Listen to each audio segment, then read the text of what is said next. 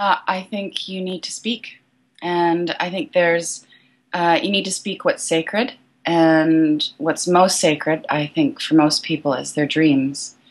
And I think there's three layers to the speaking and the muscle building and the stretching that needs to happen to really anchor into your authentic voice.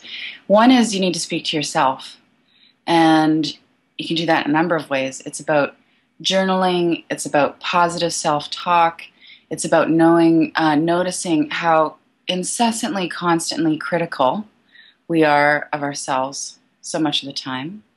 I think the next layer is speaking. It's about going out. I see this in almost like concentric circles.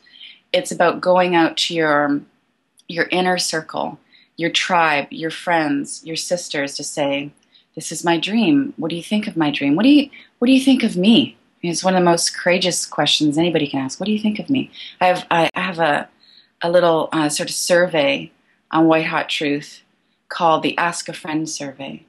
And so the lead into that is talking about how courageous it is to ask someone who you really think sees you what they see in you. And then the next layer to that, to this speaking, is to speak publicly. And it doesn't mean getting on stage. It may be as simple as a blog post.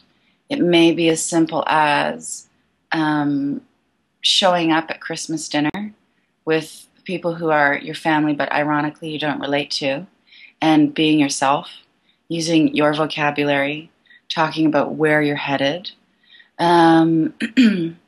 Yeah, it's your voice is a muscle. You need to give yourself the space and the time to let that essential self burn through the layers that most of us end up with by adulthood. And they're there because, we think we need to sound a certain way in the world, and really our only obligation to our soul is to speak the truth.